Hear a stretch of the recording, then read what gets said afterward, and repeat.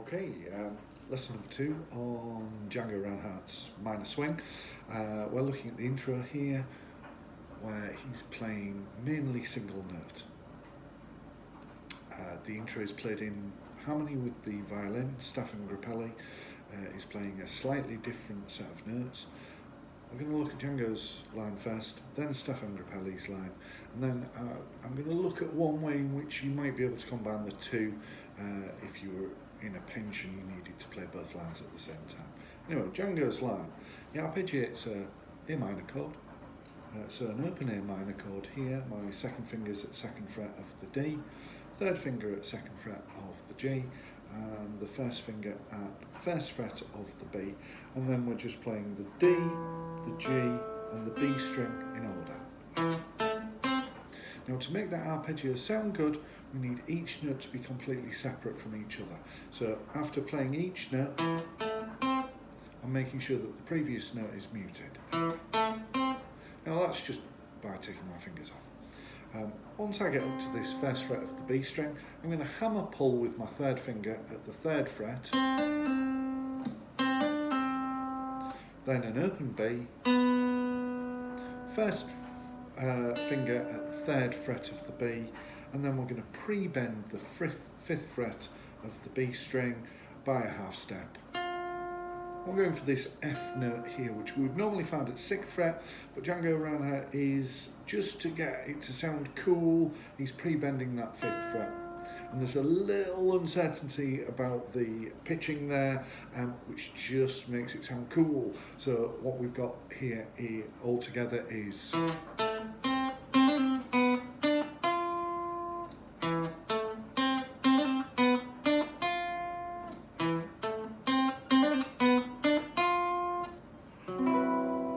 And then we're grabbing that chord, which we had a look at in the rhythm lesson, so you should be familiar with that already. Putting that all together at full speed, 1, 2, 1, 2, 3, 4.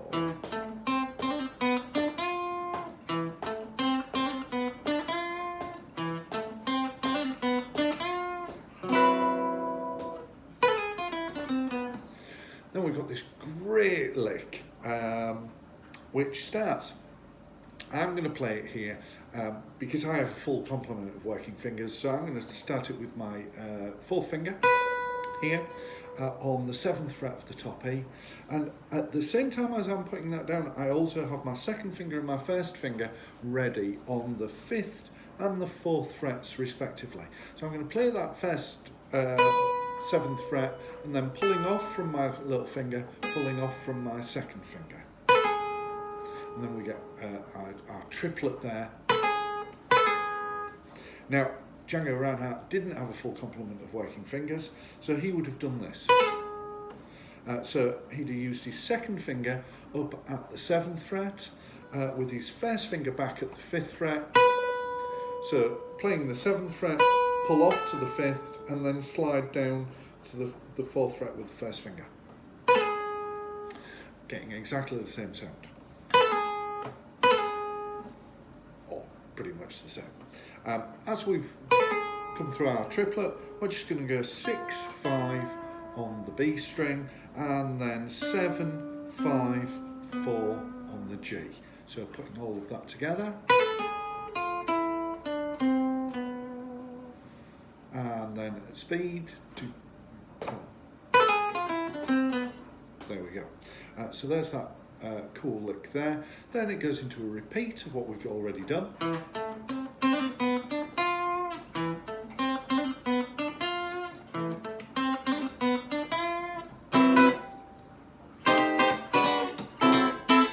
And then we've got our little rhythm figure, which we looked at in the first lesson again.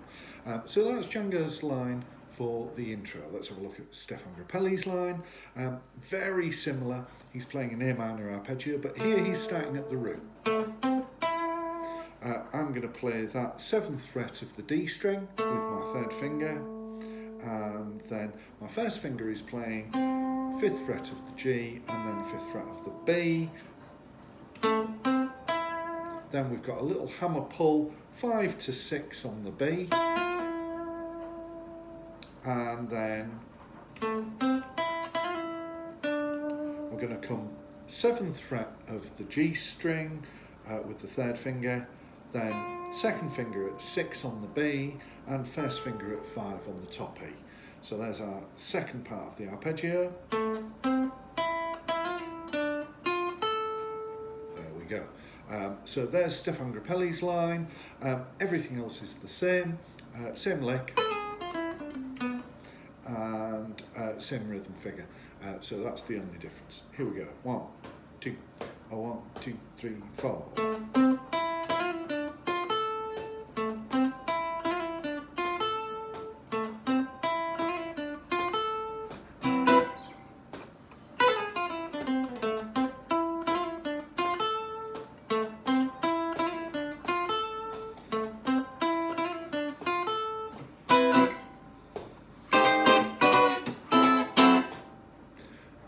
The intro done. Now, if you put those two lines together, we get the sound of the record. But of course, if you're playing on your own, you're not able to play those two lines together in that place. However, there is a way of combining the two, which would be like this.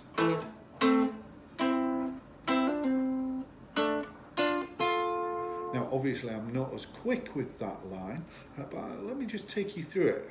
It's not something I've practiced, but it's there if you wanted to play this entirely on your own. It's something you could mess about with. So here I'm playing 7 and 7 on the A string and the D string with my 2nd and 3rd fingers. And then I'm going to play 7 and 5 on the D and G strings with my 3rd and 1st finger, and then 5 and 5 on the G and B strings just with my 1st finger. So there we go.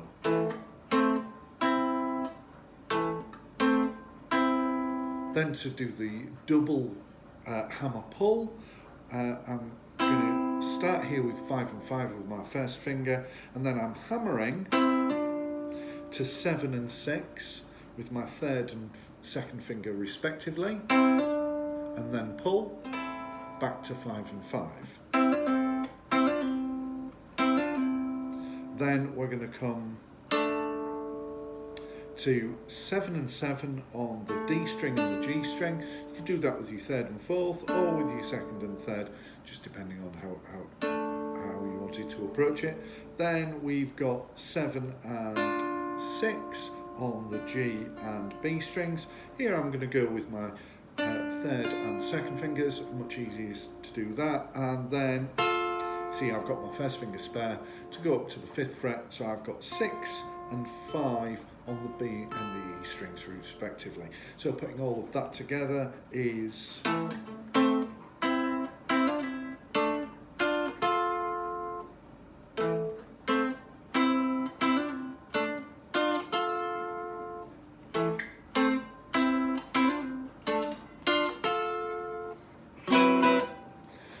That's one way you could combine those two parts of the harmony line.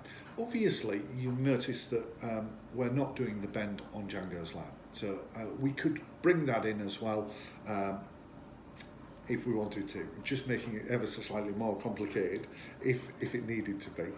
So then we've got... And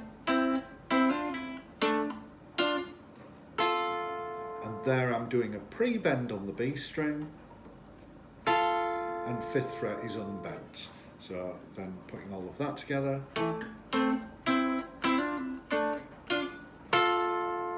And then we get more of an approximation of Django's bending of that string. Because that little bit of uncertainty about the pitch brings a real character to that intro. Anyway, there we go, there's the intro done. Cheers.